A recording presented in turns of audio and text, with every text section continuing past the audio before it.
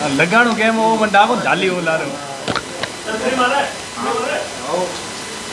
हम ए थी भी आज बद के थी गुना जल्दी डालनो पड़े बते तो आ गया ये जगह केड़ो ये मारे दीवार सही आवे हमो लारो लेपड़ उतरूड़ा ना आई अभी यहां पे लेपड़ उतरूड़ा थारे को दीवार ही कोई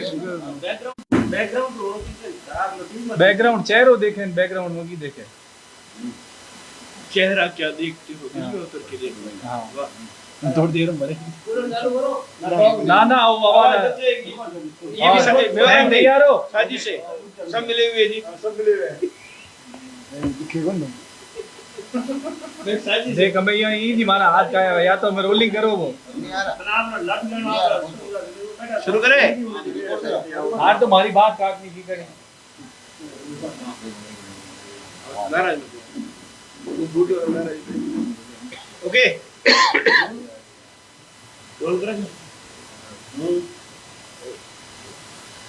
जी विधायक महोदय, आज की पत्रकार वार्ता का क्या उद्देश्य है? काफ़ी समय से आपसे पत्रकारों से रूबरू होने का मौका नहीं मिला, समय ज़्यादा हो चुका था, इसलिए आज कई समय से जिस तरह से शहर में मीडिया में समाचार के माध्यम से जो जिस तरह की खबरें छप रही है, जिस तरह की न्यूज़ें छप रही है, प्रमुख करने की बात हुई है, तो इसलिए आज आपसे चर्चा करने का मेरा विचार बना और आप सब तैयारी की आपका बहुत बहुत स्वागत। सबसे पहले तो ये कहना चाहूँगा, हमारे राष्ट्रीय नेता राहुल गांधी जी को जिस तरह से 6 साल के लिए चुनाव लड़ने के लिए देश में पहली बार ऐसा निर्णय हुआ, उसके विरोध में पूरे भारत में कांग्रेस ही नहीं बाकी सभी उसकी निंदा करते हैं और हमारे पहले भी धरने प्रदर्शन भी हुए। 12 तारीख को उसका सब जगह ध्यान भी रखा गया कि इस तरह का जो प्रतिष्ठा की गई है। और दूसरा, माननीय मुख्यमंत्री जी द्वारा युवाओं को प्रोत्साहित करने के लिए जो भी ये योजना लागू की है, जो भी किस तरह से जो सरकार द्वारा मुख्यमंत्री द्वारा जो योजनाएं थी, उन योजनाओं का प्रचार कैसे आम जन तक कैसे योजना का लाभ मिले और युवा उससे कैसे जुड़े, उसके लिए ये प्रोत्साहित योजना शुरू की है। बहुत शानदार योजना और मेरा भी यही युवाओं से आग्रह है कि माननीय मुख्यमंत्री जी की जो शुरुआत की है उसमें सरकार जाती है। तीसरा, बाड़मेर में मेन मुद्दा जो काफ़ी समय से भी चल रहा है कि मेरे विरुद्ध भी कई तरह के भारतीय जनता पार्टी के प्रदेश नेताओं द्वारा, यहाँ के नेताओं द्वारा प्रेस विज्ञप्ति द्वारा भाषणों में कलेक्टर के में प्रदर्शन करके जिस तरह से आरोप लगा रहे थे कि विधायक भू माफियाओं से मिला हुआ। तो मैं कहना चाहूँगा कि मैं नगर परिषद का चेयरमैन भी रहा, 30 बार MLA भी रहा, और मेरी हमेशा ये रहा कि गरीबी कोई झोंपड़ी टूटे नहीं। और जो भूमाफिया है, जिस तरह से इन दिनों में बहुत ही ज़्यादा अति हो रही है कि जिस तरह से कब्जे कर और कूटरचित दस्तावेज बनाकर पट्टे भी ले रहे हैं, फिर शिकायत होने पर और पता लगने पर उसको अरेस्ट भी किया जा रहे हैं। भूमाफियाओं के खिलाफ हमने प्रशासन ने सबने मिलकर कार्रवाई करने की भी, आपने देखे होगा बीच में अतिक्रमण हटे थे। और आने वाले दिनों में जिस तरह से ये भूमाफी कहीं एक लिमिट है कि सरकारी कोई ज़मीन छोड़ नहीं है, चाहे फॉरेस्ट हो, चाहे शमशान हो, चाहे स्टेडियम हो, चाहे पहाड़ हो, चाहे और सरकारी फसलें हो, चाहे इधर शहर के चारों ही तरफ, और इस सरकारी ज़मीनों का जिस तरह से अतिक्रमण हो रहा है और भूमाफी उसको सरकारी जमीन को बेच रहे, तो उन पर सख्त कार्रवाई कैसे हो, इसके लिए जिला प्रशासन ने भी पहल की थी, कुछ अतिक्रमण तोड़े भी है और बाकी के चिन्हित कर प्रशासन से भी यही जिला कलेक्टर और प्रशासन सभी चाहते हैं कि ये जो जिस तरह से अतिक्रमण हो रहे हैं, जिस तरह से पहाड़ कट रहे हैं, चाहे सरकारी ज़मीनों पे इतने अतिक्रमण भूमाफियों की इतनी जो जिस तरह से ये बाड़मेर में हिम्मत हो रही है, वो रुक नहीं पा रहे हैं, उनको रोकने का प्रयास किया जा रहा है। किसी भी तरह से सरकारी ज़मीन पर कब्जा नहीं है।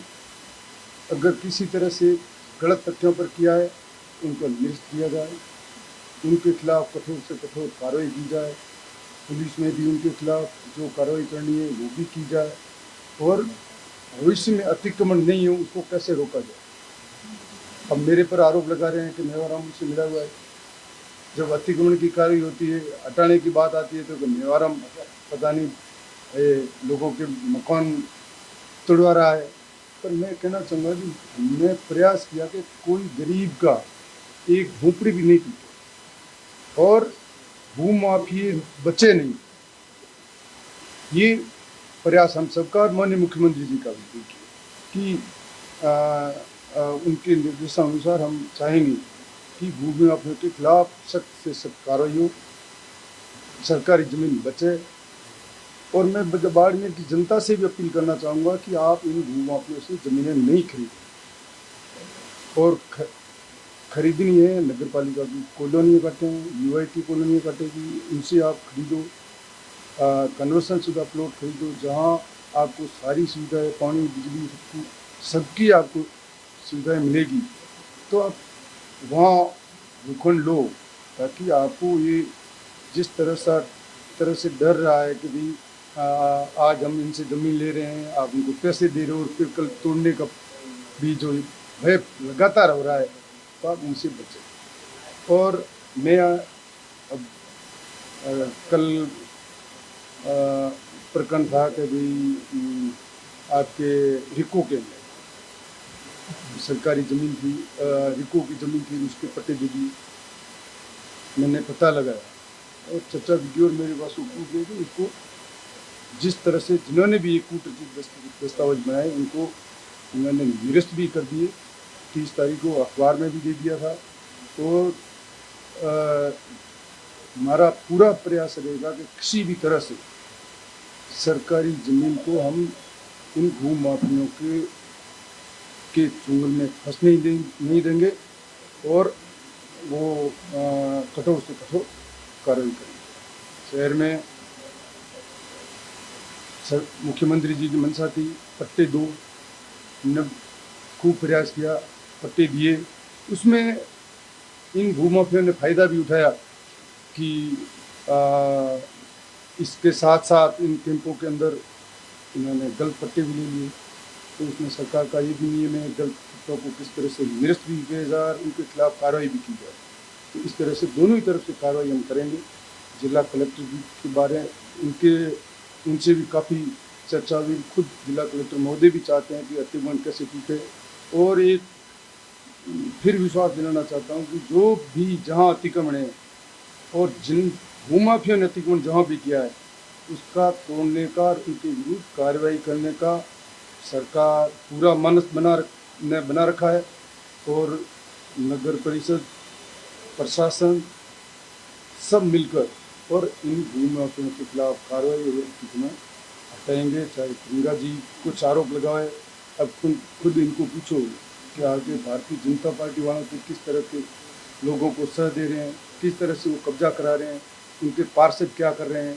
अब ये सब बाड़मेर की जनता को सब पता है। और ये जो खाली भाषण देने से, इन चर्चा करने से कोई आप इस साफ नहीं हो पाएंगे। आपके पहले घर संभालें फिर दूसरों पे आरोप लगाएं। और मैं तो आज भी दावे के साथ कह रहा हूँ कि मेरा कहीं भी अतिक्रमण को सहयोग देने की बात कोई कहीं भी आती है तो आप खुल के मुझे कहो। और मैं बात आई कि मेरे बड़े भाई जो मेरे से 40 साल पहले अलग भी हुआ और वो अपने हिसाब से ही कर रहा था, तो उसके बारे में भी कि भाई ज़मीन पर, सरकारी ज़मीन पर कोई बात आरोप लगा रहे थे। तो न तो आपको बताना चाहूँगा उनके नाम से न तो कोई ज़मीन है, न उन्होंने अपने कोई कहीं बेचौन भी किया है, फिर भी वहाँ जो आरोप लगा रहे थे वहाँ के अतिक्रमण हटे हैं और बाकी भी वहाँ अतिक्रमण है। तो प्रयास रहेगा किसी को भी नहीं बचा जाएगा और सबको एक समान दृष्टि से बाड़मेर में अतिक्रमण कैसे मुक्त हो, ये प्रयास हम सब के रहेंगे। आप सब मीडिया से भी निवेदन करना चाहूँगा कि ऐसे जहाँ भी इस तरह का कोई सरकारी ज़मीनों पर हो रहा था जरूर इस बात को आगे लाएं, ताकि हम इस जो सबसे बड़ा आज की तारीख में जो बाड़मेर में वातावरण है, ये ज़मीनों के बारे में सरकारी में ये कैसे हम इसको रोक सकें। शहर में अभी आप बरसात अच्छी हो रही है, उसकी वजह से कई कच्ची बस्तियों में पानी भी भर रहा है, कई जगह 3-3, 4-4 फुट पानी है, उसको निकालने के प्रयास भी हो रहे हैं। सड़कें इस बरसात में टूट गई है। हमारा प्रयास रहेगा कि जैसे ही बरसात ख़त्म हो इन सड़कों को कैसे ठीक हो सके। और अब चुनाव भी नज़दीक है, किस तरह से लोग आरोप प्रत्यारोप की पर सत्यता होनी चाहिए और सही किस तरह से, जिस तरह से राजस्थान की सरकार ने कल्याणकारी योजनाएं जो शुरू किए, जो गाँव में और शहरों में जिस तरह से ये कार्य हो रहे हैं, जिस तरह से उन योजनाओं का लोगों को लाभ मिल रहा है, भारतीय जनता पार्टी के पास बोलने के लिए कुछ है। आक्रोश यात्रा की आपने उनकी देखी होगी कि मेरी एक पंचायत की मीटिंग और इनकी जिले वाली मीटिंग भी उस पंचायत की मीटिंग से ज़्यादा। दिन में आप यहाँ भी देखोगे मेरे ऑफिस में भी कम से कम कितने लोग मिलने आते हैं। तो लोगों में अगर आक्रोश होता तो इनकी रैलियों में और इनकी सभाओं में भीड़ उमड़ती। आज भी हमारे कैंप हो रहे हैं, उन कैंपों में जाके देखो लोग कितने उमड़ रहे हैं और कितना लोगों में उत्साह है। वापस कांग्रेस की सरकार आएगी, इसको कोई रोक नहीं सकता। और ये भारतीय जनता पार्टी के जो दुष्प्रचार है, इससे कोई जनता इसको दुष्प्रचार को जुटलाएगी और न उस पर विश्वास करेगी। अभी कुछ ये प्रकरण और एक मूर्तियों वाला जरूर चल। हेमाराम जी के एरिया में हेमाराम जी ने अपील की कि भाई आप इस तरह से मत लगाओ। अब तेजा जी हम सब की पूजनीय हैं, हम सब चाहते हैं कि अगर मूर्ति लगे दिव्य तरीके से लगे, हम उसकी पूजा अर्चना करें, तो इस तरह से रात में रखें। और फिर अभी वो हेमाराम जी ने कहा, हरी जी ने कहा, अन्य लोगों ने कहा, शिव में भी हुआ, सभी ने हटाई। तो मेरा उन सभी से निवेदन है कि हमारा बाड़मेर एक शांत है, सभी धर्मों को मानते हैं, कोई मंदिर बने किसको इतराज है, कोई किसी को इसमें इतराज नहीं है।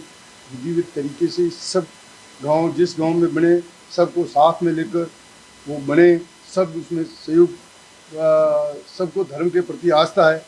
इसलिए ये भी मेरा निवेदन रहेगा कि इसमें आप सब लोग जहाँ भी मंदिर बना सबको लेकर बनाओ। और ऐसी कोई घटना नहीं जिससे अपने यहाँ का कोई आपस में भाईचारा, प्रेम और इसमें किसी तरह की कोई आपस में सद्भाव नहीं बिगड़े। और कोई विशेष बात है कोई? હું તો કાંઈ એવું નથી आपने सब बोल दिया। कोई है और तो बता दो, कोई हो तो बोलना, कोई पूछना है, बात पूछनी है। अरे दिलीप जी, किया गया ये लेटर तो करो मारो। कोई बात पूछ वगैरह नहीं पूछो करे भरत